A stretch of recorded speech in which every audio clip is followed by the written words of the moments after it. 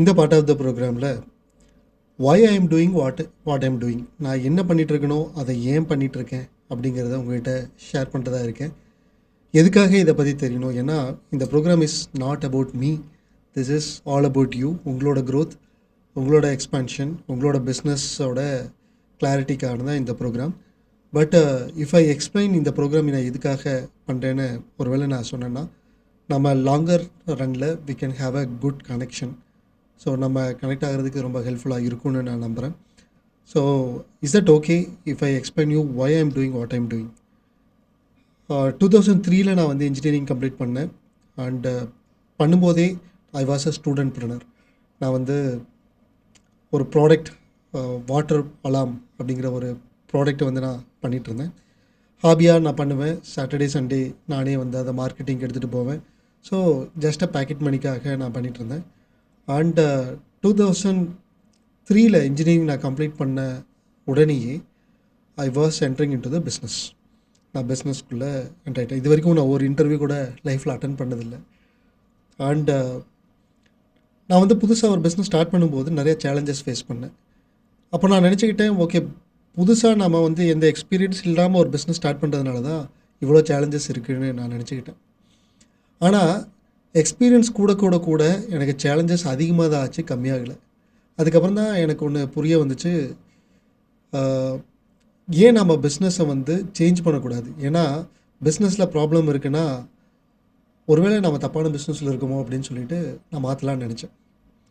மாற்றலான்னு நினைக்கும் போது இது பண்ணலாமா அது பண்ணலாமான்னு சொல்லிட்டு மல்டிபிள் பிஸ்னஸஸில் ஸ்டார்ட் பண்ணி இதுவாங்கிற மாதிரி கன்ஃபியூஷன் ஆகிற மாதிரி ஆச்சு. அதாவது இது எப்படி இருக்கும் அப்படின்னா, ஹேண்ட் ரைட்டிங் சரியில்லைன்னா பேனாவை மாற்றுற மாதிரி. பேனாவை மாற்றினா மட்டும் ஹேண்ட் ரைட்டிங் மாறிடுமா என்ன? ஸோ பேனாவை மாற்றினா ஹேண்ட் ரைட்டிங் மாறாது. ஹேண்ட் ரைட்டிங்கிறது ஒரு ஸ்கில். அந்த ஸ்கில்லை இம்ப்ரூவ் பண்ணிட்டா எந்த பேனாலையும் நம்ம நல்லா எழுத முடியும் தானே. எழுதக்கூடிய எந்த பேனாலையும் நல்லா எழுத முடியும். ஸோ பிஸ்னஸ் டெவலப்மெண்ட்டை, பிஸ்னஸை பெட்டராக பண்ணணுங்கிறது ஒரு ஸ்கில். இந்த ஸ்கில்லை இம்ப்ரூவ் பண்ணாமல் எந்த பிஸ்னஸ் நான் பண்ணாலும், எவ்வளோ பிஸ்னஸ் பண்ணாலும் அதே மாதிரி தானே இருக்கும் அப்படின்னு புரிஞ்சிச்சு. பல பிஸ்னஸஸ் பண்ணிகிட்டு இருக்கிற நிறைய பேர்த்த பார்த்து எனக்கு பொறாமையாக இருந்துச்சு, எப்படி இவ்வளோ ஹேண்டில் பண்ணுறாங்க அப்படின்னு சொல்லிட்டு. நான் நிறையா பிஸ்னஸ் பண்ணால் தான் ஒரு நல்ல பிஸ்னஸ் மேனு நான் தப்பாக புரிஞ்சுக்கிட்டேன்.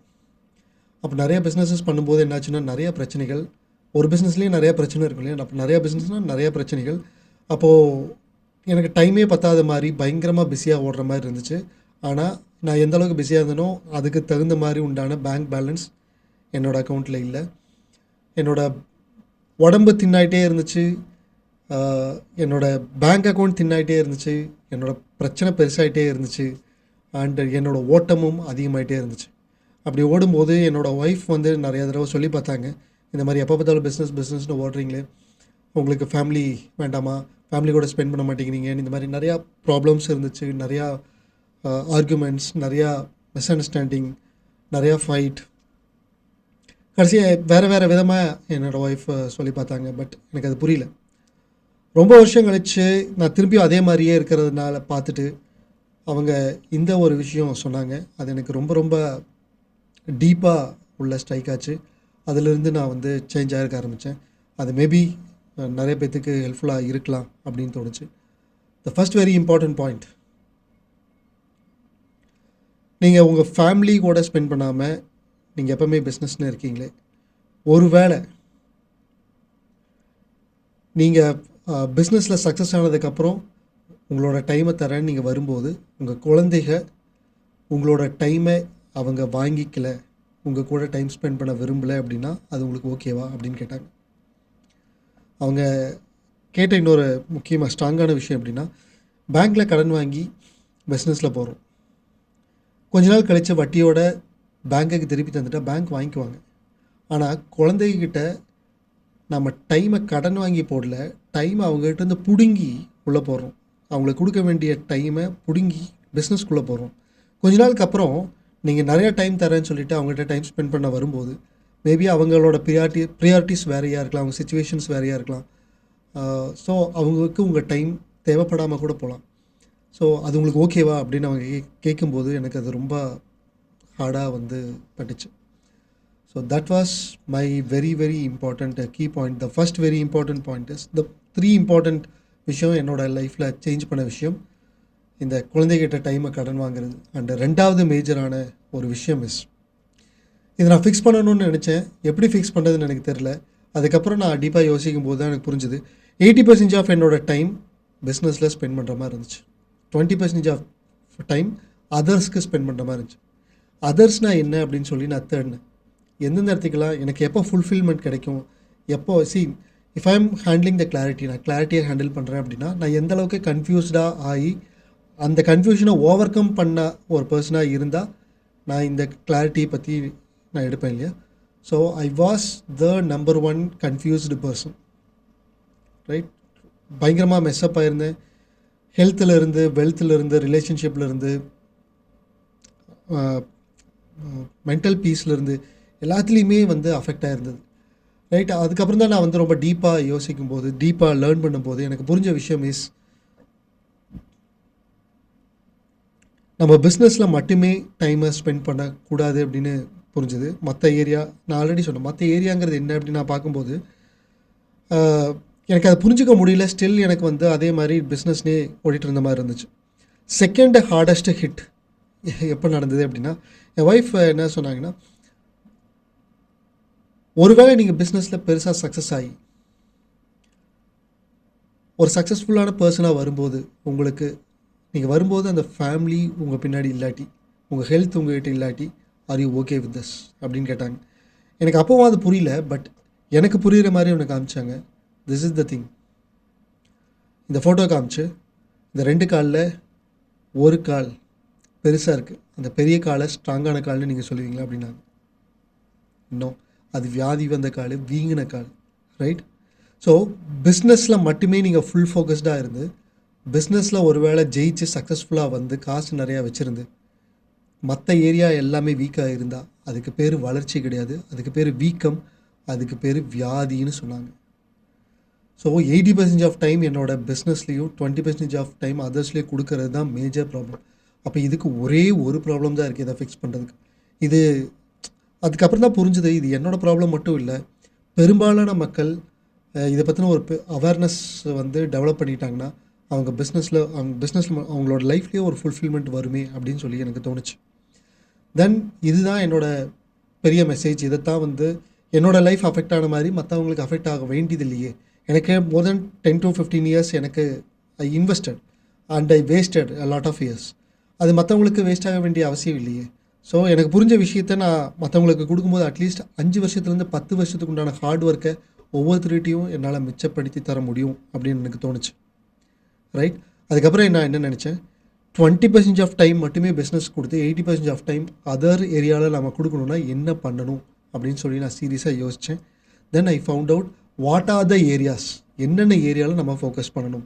ஸோ கேன் யூ சி, இந்த இடத்துல நம்ம 8 விஷயங்களை பார்க்குறோம். அந்த 8 விஷயத்தில் பிஸ்னஸ் அப்படிங்கிறது ஒன் ஆஃப் த பார்ட்.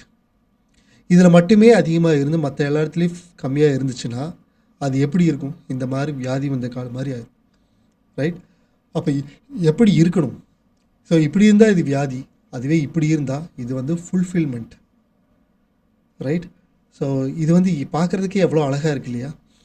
எல்லா இடத்துலையுமே பேலன்ஸ்டாக நம்ம லைஃப் இருந்துச்சுன்னா இதுதான் ரியலான சொத்து. அடுத்த தலைமுறைக்கு நம்ம கொடுக்க வேண்டிய சொத்துங்கிறது பணமோ பெரிய சொத்துக்களோ கிடையாது. அது ஓகே, ஓரளவுக்கு கொடுக்கணும் தான். பட் அதை மட்டுமே வச்சுருந்து அவங்க பெருசாக ஃபுல்ஃபில்மெண்ட் அடைய போகிறது கிடையாது. அவங்க ஃபுல்ஃபில்மெண்ட் அடையணும்னா எல்லா இடத்துலையுமே பேலன்ஸ் பண்ணியிருக்கணும். அப்படி பேலன்ஸ் பண்ணணும் அப்படின்னு நான் டிசைட் பண்ணதுக்கப்புறம் ஹவு டு பேலன்ஸ் திஸ், எப்படி இந்த 80-20 20-80 மாற்றுறது. அதாவது 80% ஆஃப் டைம் பிஸ்னஸ், 20% அதர்ஸ்லேயே கொடுக்குற இடத்துல மாற்றி 20% ஆஃப் டைம் பிஸ்னஸ்லேயும் 80% அதர்ஸ்லேயே கொடுக்கணுன்னா நான் என்ன பண்ணணும் அப்படின்னு கேட்கும்போது எனக்கு கிடைச்ச 3வது ஒரு பொக்கிஷமான ஒரு விஷயம் மிஸ்டர் மால்காம் அவர் கிடைச்சிருந்த இந்த கோட். இதை நான் பார்க்கும்போது ஒரு hardest hit, 3rd hardest hit. If you don't stand for something you will fall for anything. ஒரு விஷயத்துக்கு நீ ஸ்ட்ராங்காக இல்லைன்னா மற்ற எல்லா விஷயத்துக்கும் நீ வந்து பணிஞ்சு போய், வளைஞ்சு போய், குனிஞ்சு போய், தாழ்ந்து போய், எல்லா இடத்துலையும் அப்படி தான் போயாகணும். ஆனால் ஒரு இடத்துல யார் ஸ்ட்ராங்காக நிற்கிறாங்களோ அவங்க வந்து இந்த மாதிரி தாழ்ந்து போய் குனிஞ்சு போக வேண்டிய அவசியம் இல்லைன்னு புரிஞ்சுது. For example, AR Rahman, music director AR ரஹ்மானை பார்த்தா நம்ம எப்படி பார்ப்போம், பெரிய ஒரு நான் பார்த்துட்டா ஒரு கடவுள் மாதிரி அப்படி ஏன்னா எனக்கு மியூசிக் பெரிய விஷயம், ஏஆர் ரஹ்மான் பெரிய விஷயம். அவரை பார்த்தா பெரிய ஒரு பெரிய பர்சனாக பார்ப்பேன். ஜென்ரலாக எல்லாருமே அப்படி பார்ப்பாங்க. மோஸ்ட் ஆஃப் த பீப்புள் அப்படி பார்ப்பாங்க. ஓகே. அதுவே மிஸ்டர் ரஜினிகாந்த் அவர் வந்து மிஸ்டர் ஏஆர் ரஹ்மானை பார்க்குறாரு அப்படின்னா அவர் வாவ் அப்படி அந்த மாதிரி பார்க்க மாட்டார். ஹாய் அப்படின்னு சொல்லிட்டு ஒரு இவர் மாதிரி பார்ப்பாங்க இல்லையா? ஃபார் எக்ஸாம்பிள் ஓகே, ஒரே ஃபீல்டு இல்லாட்டியும் சச்சின் டெண்டுல்கர் அண்டு கமலஹாசன் பார்க்குறாங்கன்னா அவங்க எப்படி பார்த்துக்குவாங்க? நார்மலாக ஹலோ அப்படின்னு சொல்லிட்டு ரெஸ்பெக்ட்ஃபுல்லாக பார்ப்பாங்க. வாவ் அப்படின்னு பெருசாக பார்க்க மாட்டாங்க. வாவ்னு பெருசாக பார்த்தா என்ன அர்த்தம்? அவங்க பெருசாக பார்க்குறோன்னு மட்டும் இல்லை, நம்மளை சின்னதாக பார்க்குறோன்னு அர்த்தம். அப்போது அவங்க 2 பேர் மட்டும் ஏன் ஒருத்தர் பெருசாக பார்த்துக்கல? பிகாஸ் கமலஹாசன் அவரோட ஏரியாவில் ரொம்ப பெரிய ஒரு ஜீனியஸ், டெண்டுல்கர் அவரோட ஏரியாவில் ரொம்ப பெரிய ஜீனியஸ். ஸோ ஜீனியஸ் பார்க்கும்போது நானும் ஒரு ஏரியாவில் ஜீனியஸ், நீங்கள் இன்னொரு ஏரியாவில் ஜீனியஸ். ஐ ரெஸ்பெக்ட் யுவர் உங்களோட இதை ரெஸ்பெக்ட் பண்ணுறேன், ஆனால் என்னோடதை நான் குறைச்சிக்க மாட்டேங்கிற ஒரு ஃப்ளோ இருக்கும் இல்லையா? அப்போ நமக்கு ஏன் அந்த ஃப்ளோ வரல அப்படின்னா, பிகாஸ் நாம் ஒரு ஏரியாவில் ஸ்ட்ராங்காக இருந்தோன்னா நம்மளும் அதே மாதிரி உண்டான ஒரு ஃப்ரீக்வன்சி வரும் அப்படின்னு சொல்லி தோணுச்சு. அப்போ what is that one area அப்படின்னு சொல்லி நான் பார்க்கும்போது ஆல்ரெடி நான் சொல்லியிருந்த மாதிரி I can help the people to balance their wheel of life, purpose of the லைஃப்பை என்னால் இதுதான்னு காமிக்க முடியும்னு நான் நினச்சேன். அப்போது ஒரே ஒரு இடத்துல ஒரே ஒரு விஷயத்துக்காகவும், அதாவது இந்த சொசைட்டியில் பல பிரச்சனைகள் இருக்குது, அந்த பல பிரச்சனைகளை என்னால் சால்வ் பண்ண முடியாது. ஏன்னா அது எனக்கு கொடுத்துருக்கிற ஆயுசு ரொம்ப கம்மி. ஒவ்வொரு மனிதர்களுக்கும் கொடுத்துருக்கிற ஆயுசு கம்மி. 100 வருஷங்கிறது கம்மி. அதுக்குள்ளே எவ்வளவு நம்ம விளையாடுமோ அவ்வளோதான் விளையாட முடியும். பல ப்ராப்ளமை சால்வ் பண்ணுறேன், எல்லாத்துலேயுமே நான் மாஸ்டராக இருக்கேன்னு சொல்ல முடியாது. ஏன்னா மோர் தென் ஒன் ப்ராப்ளமை சால்வ் பண்ணணும்னு போனாவே, ஃபார் எக்ஸாம்பிள் ஒரே ஒரு பிரச்சனைக்கு பெட்டரான சொல்யூஷன் கொடுக்குறேன்னு சொன்னாங்கன்னு வச்சுக்கோங்களேன். உதாரணத்துக்கு சொல்கிறேன், இப்போது வேர்ல்டில் நம்பர் 1 கம்பெனியாக கூகுள் இருந்துச்சு. ஸோ இப்போது ஏஐக்கு அப்புறம் நிறையா கம்பெனிஸ் மேபி ஓவர்டேக் பண்ணியிருக்கலாம். But Google was the number 1 கம்பெனியாக இருந்துச்சுன்னு வச்சுக்கோங்க.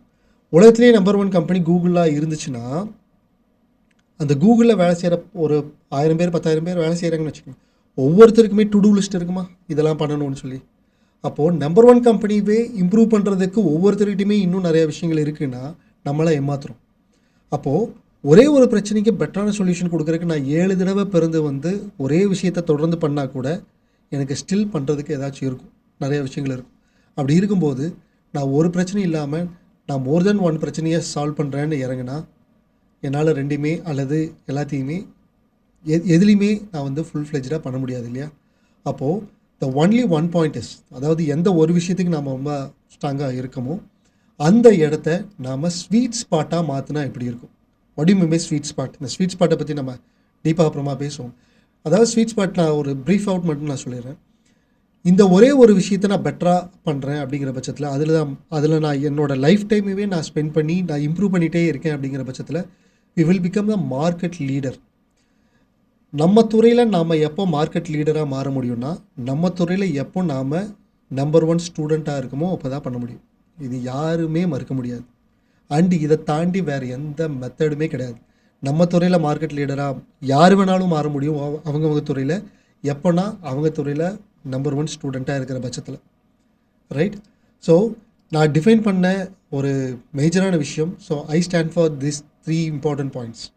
ஒருவேளை இந்த 3 விஷயம் உங்களுக்கு அலைன் ஆச்சுன்னா you are at the right place. Okay, let me move myself. Okay, so these are the 3 things. கிளாரிட்டியை கிளாரிட்டியாக எடுத்துக்கணும். அப்படின்னா என்ன? நான் எந்த ஒரு விஷயத்தில் சிறந்து விளங்குவேன், அதில் நான் எப்படி மார்க்கெட் லீடராக மாறுவேங்கிற அந்த ஒரு கிளாரிட்டியை நம்ம எடுத்துக்கிட்டால் போதும். அதை நம்ம இம்ப்ளிமெண்ட் பண்ணும்போது நம்ம பிஸ்னஸில் ஆட்டோ பைலட் நம்ம கொண்டு வரலாம். நம்ம இல்லாமல் பிஸ்னஸ் ரன் ஆகணும். நம்ம இல்லாமல் ஏன் ரன் ஆகணும்? அப்போ நம்ம இல்லாமல் ரன் ஆச்சுன்னா நம்ம போய் ஈஸி சேரில் உட்காந்து ஜாலியாக நெட்ஃப்ளிக்ஸில் படம் பார்க்குறதுக்காகவா? நோ. யார் ஒருத்தர் ரெஸ்ட் எடுக்கிறதுக்காக சிஸ்டம் கொண்டு வரணும்னு நினைக்கிறாங்களோ அவங்களுக்கு சிஸ்டமே செட் ஆகாது. அப்படியே செட் ஆனாலும் லாங் டேர்மில் இருக்காது, நல்லா இருக்காது. யார் ஒருத்தர் ஹையர் பர்பஸ்க்காக போகணும், நான் அடுத்த லெவல் ஆஃப் பெரிய ப்ராப்ளம்ஸை சால்வ் பண்ணுறதுக்காக நான் போகிறேன், அதுக்காக நான் வந்து என்னோடய பிஸ்னஸ் ஆட்டோ பைலட்டில் கொண்டு வரணும்னு நினச்சா பியூட்டிஃபுல்லாக மேஜிக் மாதிரி நம்ம பிஸ்னஸில் சிஸ்டம் ஃபார்ம் ஆகும். ஸோ அதை எப்படி நம்ம ஃபார்ம் பண்ணலாம்? அப்படி ஃபார்ம் பண்ணும்போது பிஸ்னஸை எப்படி ஸ்கேலப் பண்ணலாம்? ஸோ கிளாரிட்டி எடுத்துகிட்டு ஆட்டோ பைலட் பண்ணிவிட்டு ஸ்கேலப் பண்ணும்போது மட்டும்தான் ஒரு பிஸ்னஸ் வந்து ஸ்ட்ராங்காக இருக்கும். எடுத்த உடனே நிறைய பேர் ஸ்கேலப்பில், மார்க்கெட்டிங்கில், சேல்ஸில் நிறைய பேர் வந்து பிரான்ச்சஸில், ஃப்ரான்ச்சைஸில் ஃபவுண்டேஷனே ஸ்ட்ராங்காக இல்லாமல் பண்ணுவாங்க. அப்படி தான் நிறையா பிஸ்னஸ் வந்து ப்ராப்ளம் ஆகுறது. ஸோ ஐ ஃபவுண்ட் தட் என்னோட லைஃப் டைமில் எனக்கு கொஞ்சம் லிமிட்டட் டைம் தான் இருக்குது. அப்போது நான் என்னோட லேர்னிங்ஸ்லேயே நான் வந்து கற்றுக்கிட்டு இம்ப்ளிமெண்ட் பண்ணி அதுலேருந்து கற்றுக்கிறது எனக்கு லைஃப் பத்தாது. அப்போ நம்ம என்ன பண்ணணும்னா, த ஒன்லி வே இஸ் ஒவ்வொரு எக்ஸ்பர்ட்டோட தோளில் நின்று அவங்க தோளில் மேலே நின்று நம்ம பார்த்தோம்னா நமக்கு வேர்ல்டு வந்து இன்னும் பெருசாக தெரியும். இன்னும் நிறையா நம்ம அச்சீவ் பண்ண முடியும். உதாரணத்துக்கு நான் வந்து ஒரு ஷேர் மார்க்கெட்டில் நான் வந்து இன்வெஸ்ட் பண்ணணும்னு நினச்சேன்னா, நான் போய் மிஸ்டர் வாரன் பஃபட்டோட தோள் மேலே ஏறி நின்று அந்த உலகத்தை பார்த்தேன்னு வச்சுக்கோங்களேன், வித்தியாசமாக தெரியும், பெரிய விஷயமாக தெரியும். ரைட்? நான் வந்து பில்கேட்ஸோட தோளில் நின்று பார்த்தோன்னா வேறு மாதிரி தெரியும். ஸோ அப்போ ஒவ்வொருத்தருக்கிட்ட இருந்தும் நம்ம எக்ஸ்பர்ட்ஸ்கிட்ட இருந்து நம்ம லேர்ன் பண்ண முடியும். தென் ஐ டிசைட் நம்ம எப்போ வந்து நம்ம எக்ஸ்பர்ட்ஸ்கிட்ட இருந்து நம்ம லேர்ன் பண்ணுறோமோ அப்போ தான் நம்மளோட பிஸ்னஸை வந்து இந்த பிஸ்னஸ் மட்டும் இல்லை நம்ம லைஃப்லேயும் நிறையா அச்சீவ் பண்ண முடியும்னு எப்போ எனக்கு தெரிஞ்சதோ then I search for my mentors. And என்னோடய லைஃப் மாறுறதுக்கு மிக மிக முக்கியமான காரணமாக இருந்தது mister Brian Tracy. 2012 mister Brian ட்ரேசியை வந்து நான் என்னோடய மென்டாராக ஏற்றுக்கிட்டு அவர்கிட்ட இருந்து நான் நிறையா விஷயங்கள் கற்றுக்கும் போது என்னோடய லைஃப் வந்து அங்கேருந்து தான் என்னோட க்ரோத் பேட்டர்ன் வந்து ஸ்டார்ட் ஆச்சு. அண்ட் அவரோட பெரிய ஒரு விஷயம் எனக்கு ரொம்ப பிடிச்ச விஷயம், நான் ஒத்துக்கிட்டு அதை ஃபாலோ பண்ணுற ஒரு விஷயம் இஸ் சக்ஸஸ்க்கு வந்து ரெண்டு ஸ்டெப்பு தான் இருக்குது. The first step is having clarity on what you want. உங்களுக்கு என்ன வேணுங்கிற கிளாரிட்டி எடுத்துக்கோங்க. The second thing is pay its price. அதோட விலையை கொடுக்கறதுக்கு ரெடியாக இருங்க. ரைட்? எனக்கு என்ன வேணும்னு எனக்கு தெரிஞ்சிருச்சு, அதோட விலையை நான் கொடுத்துட்ருக்கேன். விலை அப்படிங்கிறது எப்பவுமே பணம் மட்டுமே கிடையாது. விலை அப்படிங்கிறது time, money, value and energy. Time, money, value and எனர்ஜியை நமக்கு என்ன வேணுமோ அதில் நாம் ஸ்பெண்ட் பண்ணும்போது நமக்கு வேணுங்கிறத அச்சீவ் பண்ண முடியும்னு தெரிஞ்சிச்சு. Then I search a lot of mentors. I learned from the best of the best people, the world best people கிட்ட நான் லேர்ன் பண்ணுறதுக்கு ஆரம்பித்தேன். Mister Suren, mister Gopal, mister Siddharth ராஷேர், mister Blair Singer, mister Thaddeus Lawrence, mister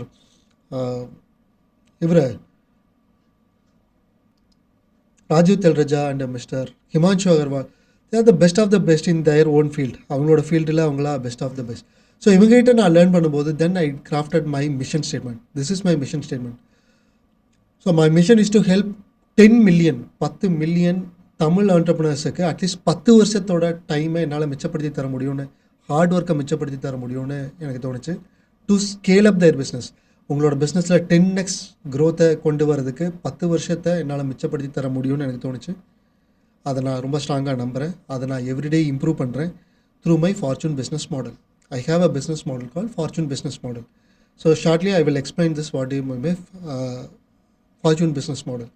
இந்த Fortune Business Model மூலிமா என்னோட நம்பிக்கை என்ன அப்படின்னா, ஒரு என்டர்பிரனரோட மைண்டில் இருக்கிற கிளாரிட்டியை கன்ஃபியூஷனை கிளாரிட்டியாக மாற்றினேன் அப்படின்னா அவரை பிஸ்னஸில் இம்ப்ரூவ் பண்ணுறதுக்கு என்னால் மென்டார்ஷிப் கொடுத்து இம்ப்ரூவ் பண்ண முடியும்னு நான் நம்புகிறேன். ஒருவேளை ஒரு என்டர்பிரனரை நான் இம்ப்ரூவ் பண்ணேன்னா அவர் மட்டும் டெவலப் ஆக மாட்டார். அவர் சக்ஸஸ்ஃபுல்லாக ஆகிறது மட்டும் இல்லாமல் அவரோட ஃபேமிலியும் அவர் அடுத்த லெவலுக்கு எடுத்துகிட்டு போவார். அவரோட ஃபேமிலி மட்டும் இல்லை, அவரோட டீம் மெம்பர்ஸையும் அடுத்த லெவலுக்கு எடுத்துகிட்டு போவாங்க.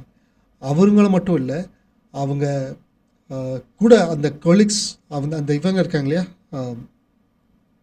கஸ்டமர்ஸ், அவங்க எல்லாத்துக்குமே அவங்க பெஸ்ட்டான சொல்யூஷன் கொடுக்க முடியும். அப்படி சொல்யூஷன் கொடுக்கறது மூலிமா அந்த பீப்புள் வேர்ட் ஆஃப் மவுத்தில் மற்றவங்க எல்லாத்துக்கிட்டையும் அவங்க சொல்லுவாங்க. ஸோ இவங்க தான் இந்த ப்ராப்ளம்க்கு பெட்டரான சொல்யூஷன் கொடுப்பாங்கன்னு சொல்லி. ரைட்? ஒருவேளை உங்களோட கிளாரிட்டி லெவல் இம்ப்ரூவ் பண்ணுறதுக்கு நான் ஹெல்ப் பண்ணேன்னா உங்களோட ஃப்ரெண்ட்ஸ் சர்க்கிளில் என்ன நீங்கள் ரெக்கமெண்ட் பண்ண மாட்டிங்களா? ரைட்? ஸோ ஒருவேளை இந்த மாதிரி வேர்ட் ஆஃப் மவுத்தில் போகிற மாதிரி இருந்துச்சுன்னா that person will earn more money. ஒருவேளை அவர் நிறைய ஏர்ன் பண்ணுறாரு அப்படின்னா டேக்ஸ் அதிகமாக பே பண்ணுவார். டேக்ஸ் வந்து அவர் அதிகமாக பே பண்ணுற பட்சத்தில் ஒரு கண்ட்ரிக்கு டெவலப்மெண்ட் கொண்டு வர முடியும். ஸோ ஒரே ஒரு என்டர்பிரனருக்கு நான் ஹெல்ப் பண்ணுறது மூலிமாவே இந்த நாட்டோட டெவலப்மெண்ட்டுக்கே என்னால் ஒரு கான்ட்ரிபியூஷன் பண்ண முடியுதுன்னு நான் ரொம்ப ஸ்ட்ராங்காக நம்புகிறேன். And I have created a very big impact in lot of people's life. Mister Kennedy 10x growth அவர் பிஸ்னஸில் கொண்டு வரதுக்கு 15 மாதம் தான் ஆச்சு. when he is implementing this concepts fortune business model implement பண்ணும்போது. அண்டு அறந்தாங்கி சேர்ந்த மிஸ்டர் இதயதுல்லா 5 லட்ச ரூபா பண்ணிட்டு இருந்தவரும் 30 லட்ச ரூபா பண்ணுறதுக்கு ஆரம்பித்தார்.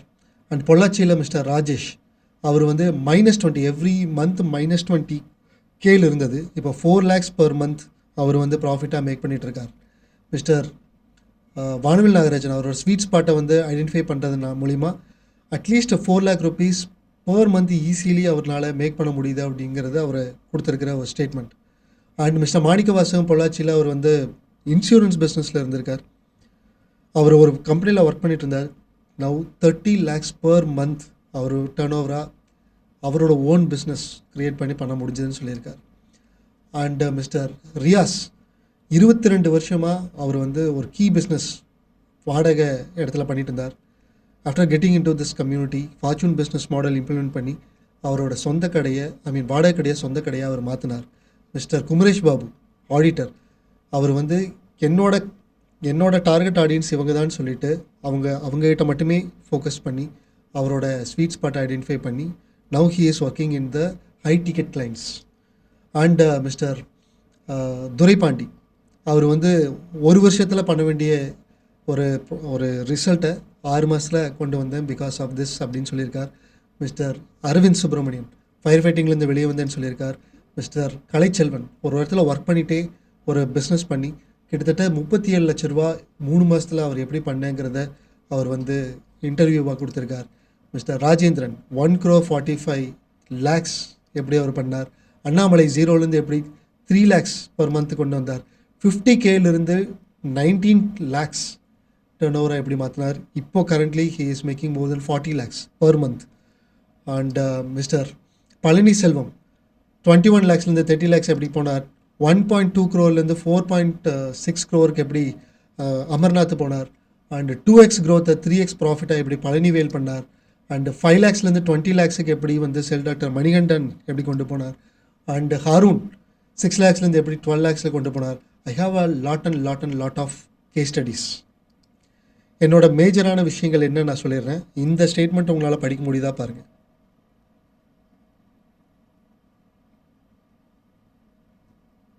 படித்து புரிஞ்சுக்கிறதுக்கு கஷ்டமாக இருக்கு இல்லையா?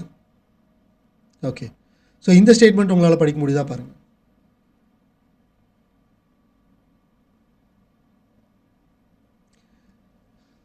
இதுலேயும் மிஸ்டேக் இருக்குது. ஆனால் இதை படிக்க முடியல, ஆனால் இதை சம்திங் படிக்க முடியுது அப்படின்னு உங்களுக்கு தோணுச்சுன்னா அதுக்கு இதுதான் அதோட கரெக்டான விஷயம். இது உங்களால் படிக்க முடிஞ்சது எதனால் அப்படின்னு கேட்டால் இந்த மிஸ்டேக்கும் ஒரு வித்தியாசம் இருக்குது. இதில் என்னென்னா நடுவில் இருக்கிற எல்லாமே கரெக்டாக இருக்குது, ஃபஸ்ட் அண்ட் லாஸ்ட் லெட்டர் மட்டும்தான் தப்பாக இருக்குது. ஆனால் இதில் ஃபஸ்ட் அண்ட் லாஸ்ட் லெட்டர் கரெக்டாக இருக்குது, நடுவில் இருக்கிறதுல தான் மிஸ்டேக்ஸ் இருக்குது. அப்போது ஃபஸ்ட் அண்ட் லாஸ்ட் லெட்டரில் கரெக்டாக இருந்து நடுவில் என்ன மிஸ்டேக்காக இருந்தாலும் அது ஈஸியாக ஃபிக்ஸ் பண்ணிட முடியும். அப்போ first letter last letter fix பண்ணுறது ரொம்ப ரொம்ப முக்கியம். கரெக்டு தானே? ஸோ எப்படி 10 வருஷத்துக்கு உண்டான ஹார்ட் ஒர்க் என்னால் மிச்சப்படுத்தி தர முடியுதுன்னு நான் நம்புகிறேன் அப்படின்னா பிகாஸ் என்னோட கீ ஸ்ட்ரென்த்து என்னோட சூப்பர் பவர் எந்த இடத்துல இருக்குதுன்னு நான் சொல்லிடுறேன். Why I'm saying as super power because இந்த ஒரே ஒரு இடத்துல மோர் தென் 15 to 17 years நான் ஸ்பெண்ட் பண்ணியிருக்கேன் வித் மை எக்ஸ்பீரியன்ஸ். ஒரே ஒரு பிரச்சனைக்கு உண்டான பெட்டரான சொல்யூஷன் கொடுக்கணுங்கிறதுக்காக நான் நிறையா மென்டார்ஸ்கிட்ட நிறையா லேர்ன் பண்ணி நிறைய இம்ப்ளிமெண்ட் பண்ணி நிறைய ரிசர்ச் பண்ணதில் நான் எக்ஸ்பர்டைஸ் பண்ண ஒரே ஒரு மேஜரான விஷயம் என்னால் ஃபஸ்ட் லெட்டர் அண்ட் லாஸ்ட் லெட்டரை ஃபிக்ஸ் பண்ணி தர முடியும்னு நான் நம்புகிறேன் through this fortune business model. First letter அப்படின்னா விச் இஸ் உங்களோட ஸ்வீட் ஸ்பாட். உங்கள் பிஸ்னஸில் நீங்கள் பண்ணிகிட்டு இருக்கிறத வந்து எப்படி ஸ்வீட் ஸ்பாட்டாக மாற்ற முடியும், இதுதான் நான் பண்ண வேண்டிய ஒரே ஒரு விஷயங்கிற அந்த clarity is the first letter. Last letter is the vision. What is your destination, நீங்கள் எங்கே போய் சேர்ந்தால் உங்களுக்கு சக்ஸஸ் அண்ட் எப்படி உங்களுக்கு ஹாப்பினஸ் கிடைக்கும் அப்படிங்கிற அந்த டெஸ்டினேஷனை என்னால் ஃபிக்ஸ் பண்ணி தர முடியும்னு நான் நம்புகிறேன். ஸோ இந்த ஃபஸ்ட் லெட்டர் அண்ட் லாஸ்ட் லெட்டரை ஃபிக்ஸ் பண்ணாவே நடுவில் இருக்கிறது எல்லாமே ஆட்டோமேட்டிக்காக அதுவே சால்வ் ஆகிரும் அப்படிங்கிறது ஒருவேளை புரிஞ்சுது அப்படின்னா இந்த ஒரு மேஜரான இம்பேக்ட் நான் க்ரியேட் பண்ணதுக்காக இந்தியாவில் நாட் தமிழ்நாடு, இந்தியாவில் டாப் 21 பீப்புள் ஆன்லைன் ஸ்பேஸில் ஒரு மேஜர் இம்பேக்ட் க்ரியேட் பண்ண 21 பீப்புளுக்கு யூனிகார்ன் அவார்டு வந்து ரெகக்னைஸ் பண்ணியிருந்தாங்க. And I was the one of the person in 21 members throughout the country. இதை வந்து நான் நிறைய பேர்த்துக்கு ஹெல்ப் பண்ண முடியும் அப்படின்னா நான் இதை உங்களுக்கும் சப்போர்ட் பண்ண முடியும்னு நான் ரொம்ப ஸ்ட்ராங்காக நம்புகிறேன். And this is my things.